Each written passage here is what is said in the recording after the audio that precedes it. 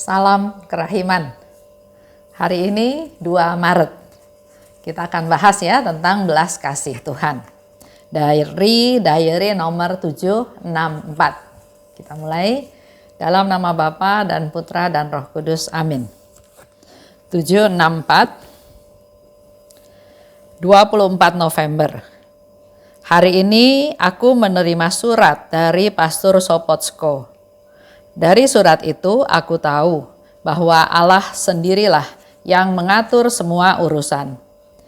Sebagaimana Tuhan telah memulainya, demikianlah Ia akan melanjutkannya sampai selesai. Dan semakin besar kesulitan yang aku saksikan, semakin damailah hatiku. Oh, andai kata dalam seluruh urusan ini, kemuliaan Allah dan keselamatan jiwa-jiwa tidak sungguh diutamakan, setan tidak akan menentangnya sedemikian hebat.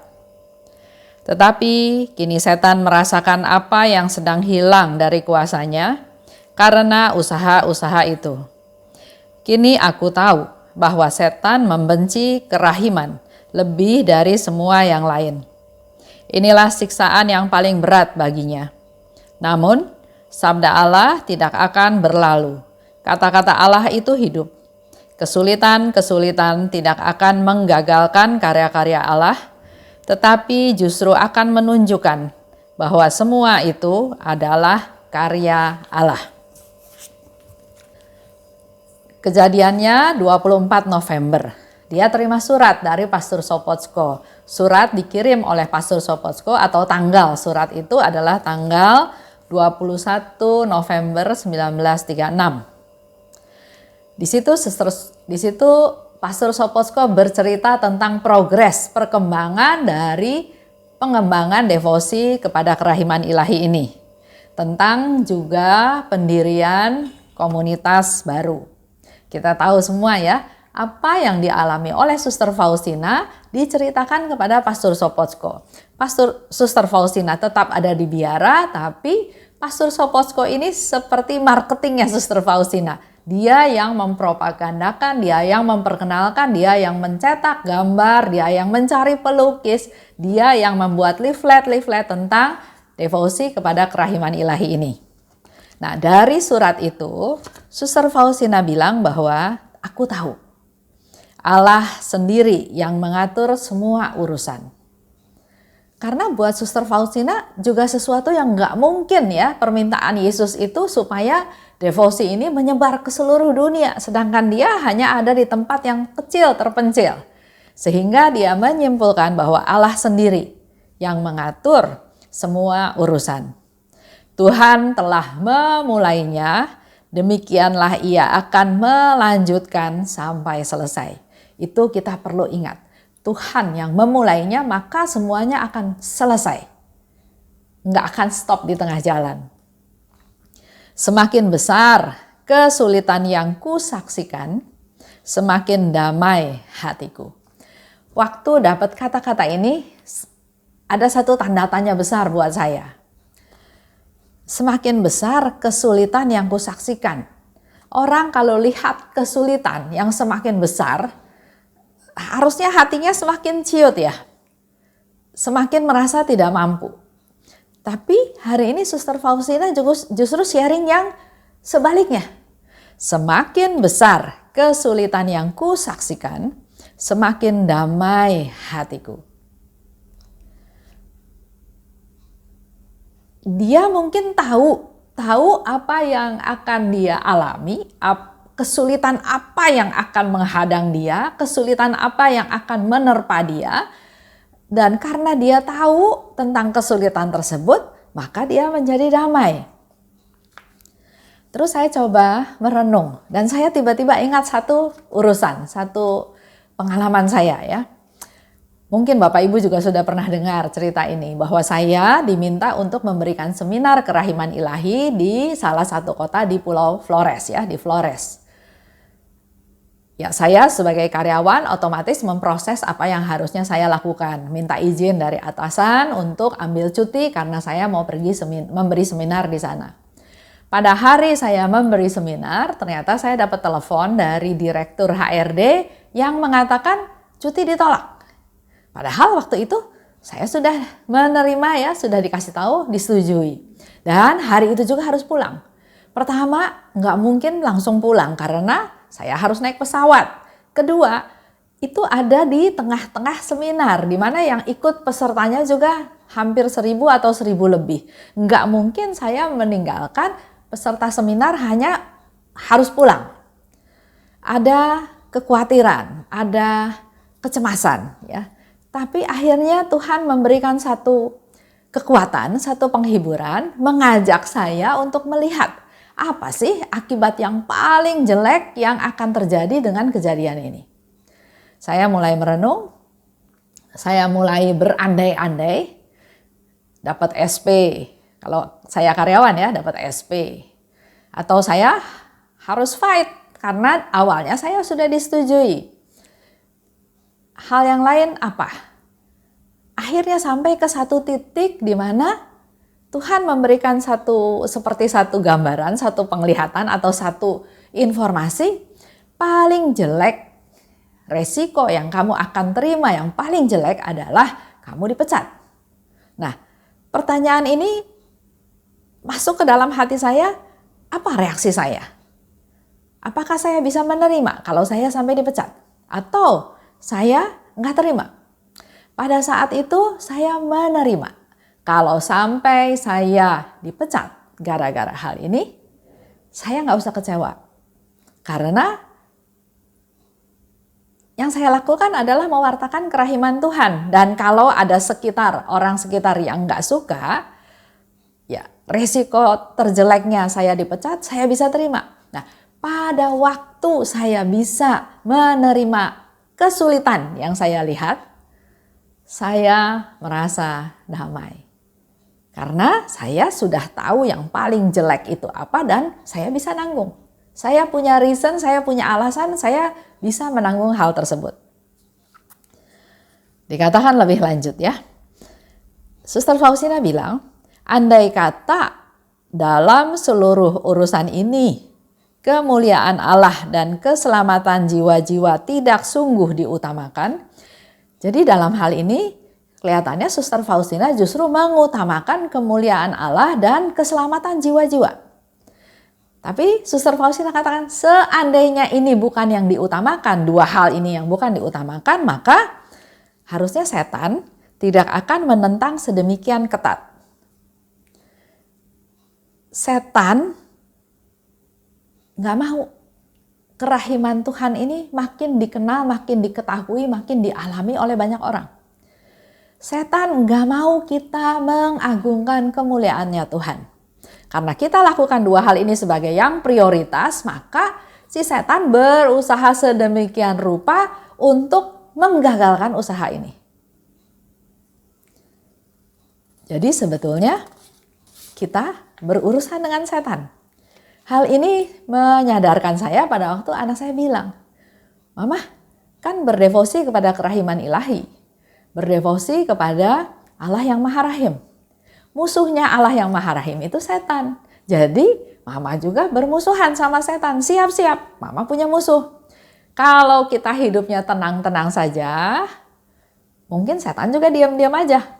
Tapi karena kita sudah ada di jalan Tuhan dan kita memang memprioritaskan untuk menyebarluaskan kerahiman Tuhan, di sini Suster Faustina bilang setan paling nggak suka. Sehingga dia katakan setan akan menentang dengan ketat.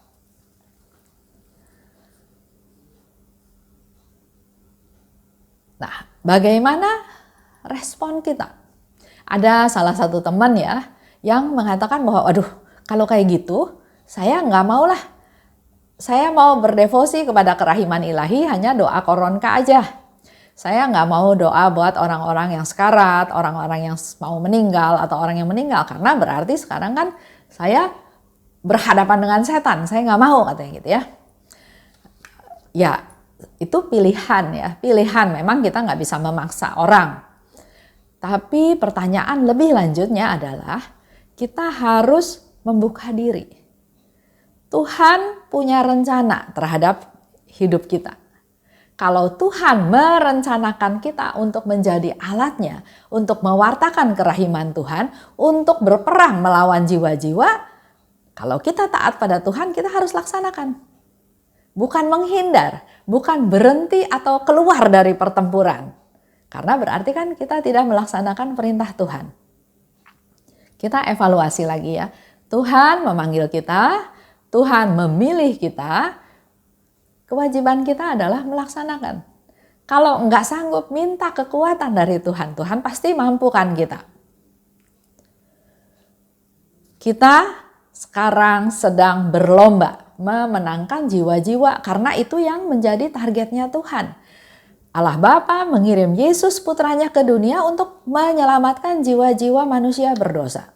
Dan kita sebagai devosan kita tahu yang penting yang diutamakan oleh Tuhan itu adalah keselamatan jiwa-jiwa. Oleh sebab itu kita berlomba untuk memenangkan jiwa-jiwa tersebut, untuk melaksanakan rencana Tuhan untuk keselamatan jiwa-jiwa tersebut.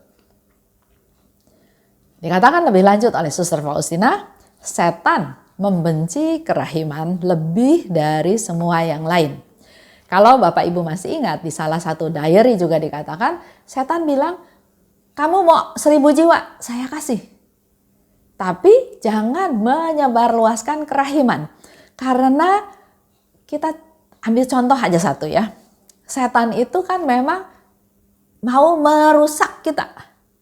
Dalam keluarga, suami istri. Target setan memecah belah keluarga tersebut. Apakah keributan antara istri dan suami? Apakah keributan antara mertua dan anak? Apakah keributan antara anak dan orang tua? Ada banyak hal yang setan bisa pakai untuk memecah belah keluarga. Kalau suami selingkuh, si istri bereaksi, saya dihianati, saya marah, saya dendam, saya mau balas, saya bunuh, saya selingkuh lagi, saya mau bercerai. Itu targetnya setan. Tapi kalau si istri ini dipenuhi dengan kerahiman Tuhan, tahu ajaran tentang Tuhan tentang mengampuni, dia pakai rahmat pengampunan tersebut untuk mengampuni suaminya. Untuk berdoa untuk suaminya supaya bertobat. Untuk berdoa buat dia supaya dia punya kekuatan, kesabaran untuk menghadapi masalah yang sedang dihadapi tersebut. Nah, setan takut kalau kita kenal tentang kerahiman Tuhan dan kita memakai kerahiman Tuhan tersebut. Kalau setan kan takut kita kuat, kita menang. Sehingga dia menjadi yang gagal, yang kalah. Inilah yang perlu kita sadari. Jadi kalau terjadi keributan dalam keluarga, dalam relasi, dalam banyak hal, jangan 100% langsung menuduh orang itu jahat. Karena itu bisa ulahnya setan. Dengan memakai kelemahan orang itu, dengan memakai kelemahan kita, dia masuk. Oleh sebab itu saya selalu bilang ya, bahwa dalam pelayanan, suami istri itu sebaiknya seimbang. Jangan istri jauh tinggi ya, dengan segala aktivitasnya suaminya ketinggalan. Celahnya besar sekali untuk setan masuk. Tapi kalau si istri merendahkan diri, menurunkan aktivitasnya, bersama-sama maju dengan suaminya, walaupun tidak ada di tingkat yang tinggi, tapi seimbang, maka celahnya menjadi kecil untuk setan masuk. Itu yang saya pernah alami ya. Kalau celahnya besar, godaan bisa dari berbagai cara. Kembali lagi dikatakan setan membenci kerahiman lebih dari semua hal yang lain. Dan ini adalah siksaan yang paling berat baginya. Jadi kita diminta memang oleh Tuhan untuk selalu berjaga-jaga, selalu berdoa. Jangan lengah, jangan jatuh dalam pencobaan. Ingat, kesulitan-kesulitan tidak akan menggagalkan karya-karya Allah. Tapi justru akan menunjukkan bahwa semua itu adalah karya Allah. Contoh lagi ya, kalau ada permasalahan dan dengan mudah kita mengatasinya, mendapatkan solusinya, Kadang-kadang kita nggak sadar bahwa itu karya Tuhan. Kita berpikir bahwa itu karya saya, itu hebatnya saya, itu cerdasnya saya, itu pencerahan yang saya bisa dapat. Orang lain belum tentu dapat. Tapi kalau kesulitannya besar dan kita tidak mampu mengatasinya, tapi akhirnya kita bisa membereskan masalah tersebut, maka itu menjadi satu bukti bahwa itu benar-benar karya Allah. Allah yang berkarya. Inilah karya Allah.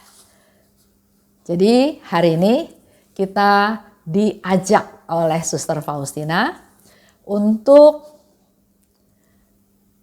lebih beriman bahwa dikatakan kalau Tuhan telah memulainya, maka Tuhan akan melanjutkannya sampai selesai. Dan kita renungkan bersama-sama, semakin besar penderitaan yang kusaksikan, semakin damai hatiku. Silahkan Bapak Ibu refleksi ke kehidupan kita masing-masing. Ada seberapa besar tantangan, penderitaan, kesusahan, kekhawatiran, atau kegagalan. Lihat dengan kacamata iman, serahkan pada Tuhan, minta damai sejahtera dari Tuhan. Itu aja yang kita mau renungkan pada hari ini. Dan selalu berjaga-jaga karena setan nggak senang dengan apa yang kita lakukan. Demi nama Bapa dan Putra dan Roh Kudus. Amin. Salam kerahiman.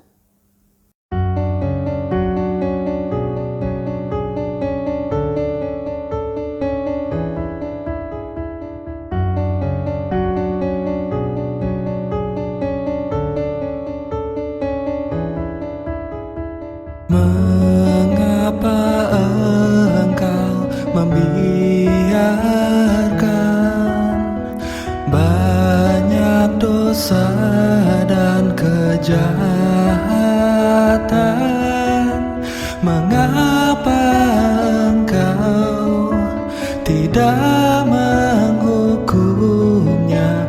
Ternyata engkau masih memberi kesempatan.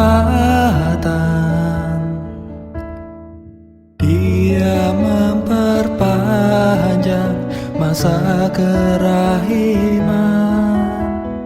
Celakalah mereka yang tak menyadari.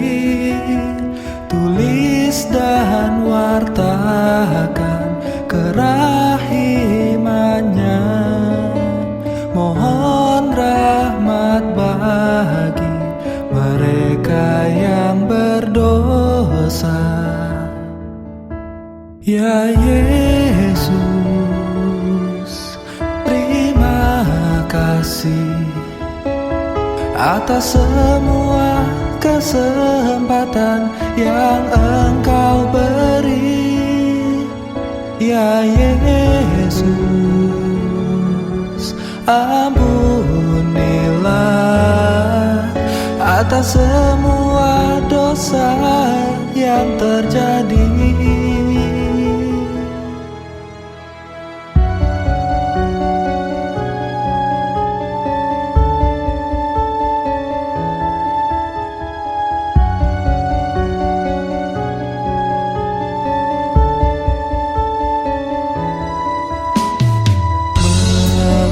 Mengapa engkau membiarkan banyak dosa dan kejahatan?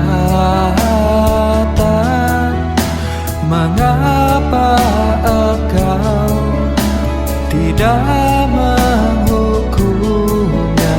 Ternyata engkau masih memberi kesempatan. Dia memperpanjang masa kerahiman. Celakalah mereka yang tak menyadari. Tulis dan wartakan kerahimannya. berat bagi mereka yang berdosa. Ya Yesus, terima kasih atas semua kesempatan yang Engkau beri. Ya Yesus, ampunilah atas semua dosa yang terjadi. Ya Yesus, terima kasih atas semua kesempatan yang Engkau beri. Ya Yesus, ampunilah atas semua dosa yang terjadi.